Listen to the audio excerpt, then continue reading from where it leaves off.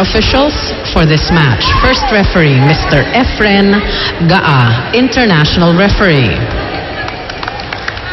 Second referee, Mr. Dante Malazarte, national referee. Let's call our starting lineup from our Cagayan Lady Rising Suns. Let's start off with their team captain, number 2, Mariangeli Tabaquero. At number 1, Giselle C. Wearing jersey number 4, Maria Paulina Soriano. Wearing jersey number 5, Rosemary Vargas. At number 8, Aiza Maizo Pontillas. At number 15, Weneth Eulalio. Libero number 13, Sheila Marie Pineda. Head coach, Mr. Nestor Pamilar. Calling on our Lady Troopers from the Philippine Army. Let's start off with jersey number 1, Jeannie Sabas. Private First Class. At number 5, Private First Class, Mary Jean Balse. At number 8, Private First Class, Jovelyn Gonzaga. Wearing jersey number 13, Miss Rachel Ann Dakis. At number 14, Private Nerissa Bautista. Team captain is number 7, Corporal Tina Salak. Libero, number 15, Miss Christine Agno. Head coach, Sergeant Rico De Guzman. Aba, she's back. Yun lang, Rachel Andakis playing starting para dito sa koponan ng Philippine Army. Mula po tayo dito sa San Juan Arena at sa Ila Sandali. Maraming nagsasabing ito daw ang baka maging preview ng championship. Siyempre maraming pumapanood dyan. Marami pa pwedeng mangyari, pero pwede dun sa mga isang posibleng kombinasyon. But obviously, siyempre, mga iba dyan ipabayag. Simula na po tayo dito. Tinasalak yung unang serve para sa Army. Giselle C. hinabol kaagad. Rosemary Vargas. Nablaka kaagad dyan ng Jovelyn Gonzaga. Alam mo, masaya to. Dahil ito, kung merong mga teams na maraming experience na tinatawag natin palagi, no? Lagi natin sinasabi dahil yung matagal yung exchanges na nakikita natin. Well, actually, nakita natin yun ng Air Force versus Army nung nakaraan. Ang hahaba ng rallies nila. Tignan natin kung yan pa rin ang mangyayari. Tinasalak. Kinalmot ang bola. At saka napangiwi ka agad nung pumito si referee Efren Gaa. Ikot pa lang ng bola. So, simula pa lang naman. Warm up. If it's Fun Family Pizza, it's gotta be Shakey's. Giselle C. Serving ngayon para sa Cagayan Valley. Bautista, Salak. Hirap si Tina sa simula. Errors ang nangyayari dito sa side ng Philippine Army. Dalawang error ni Tina Salak agad yun. Oo. Giselle C. Agno on the reception. Dati magkakampi sa FPU.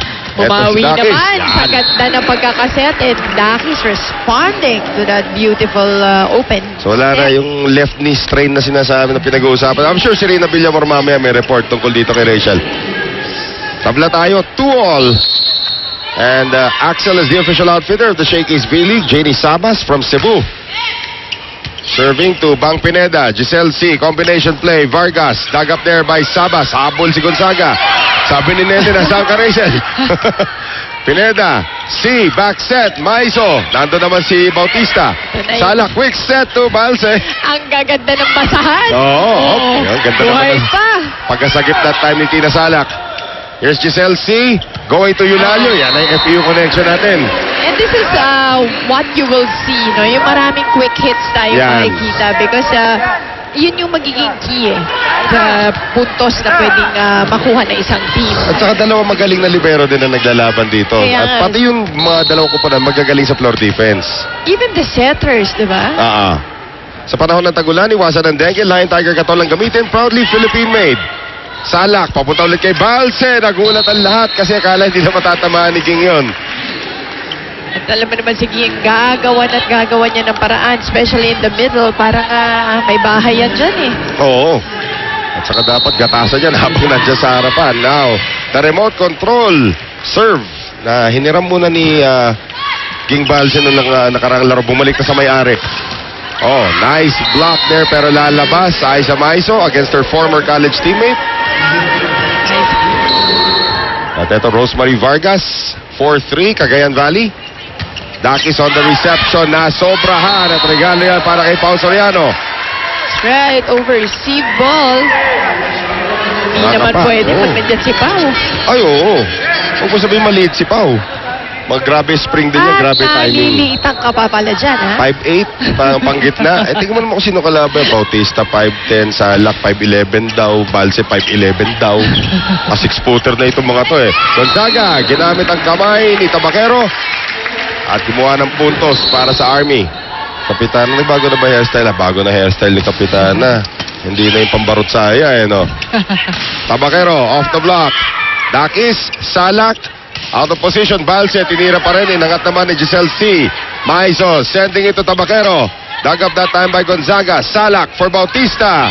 At si Bautista, check ball. Tama. And it's a check ball. Kitang-kita ng ating referee, si Sir Efren Gaa. Tabla tayo, 5-all. Mikasa is the official ball of the Shakey's B-League. Mukhang yung mga kaibigan natin dito sa San Juan Arena naawa sa aircon noong nakaraan. Grabe, lamig din. Talaga. Ngayon Ang medyo hirap din, no? katamtaman Paglaro, lang. tinatanong ko nga yung mga players kung okay sila. Minsan daw pag sobrang lamig, ang hirap. Oo, Tabakero. Naabangan that time ni Salak. Pao Soriano sa gitna. Hindi nakabuelo si Dakis. Again, you can see that they are really trying to outsmart each other in their Oo. offense. Gulangan na ito. I'm sure. Kulangan is the word. Alam mo, kahit anong Cagayan friendship game, itong dalawang kupunan din ang twice to beat sila sa finals. 2 beses po tinalo ng Cagayan Valley. Pero yung Cagayan Valley naman, sandamakmak naman yung kanilang reinforcement doon. Buong Oo. Thailand. At parang kalahati ng Thailand yata nasa kanila. Led of course by the former best setter din dito sa ating liga or itong si Sontaya.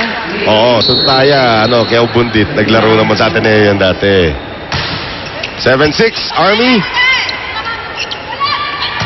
And ayan, at tapang na lang talaga. Uy, Giselle C. Still playable. That was a tough shot though, however, from Tabakero. Gonzaga off speed. Giselle C. Smart move, Giselle C. Easy. Diba parang ang dali-dali. Look at her go. Ano nirereklamo rito ni May Tina Salak mata kaya? pa sa likod. Oh, ayan. bawi si Salak. Pero nabasa naman yun ng Cagayan Valley. Aiza Maizo. Quick set, Jeannie Sabas. Yes! At sa digitang laban na ito, nakaahon po ang Philippine Army. Sila po may kalamangan na 1 puntos papunta sa ating first technical timeout. We'll be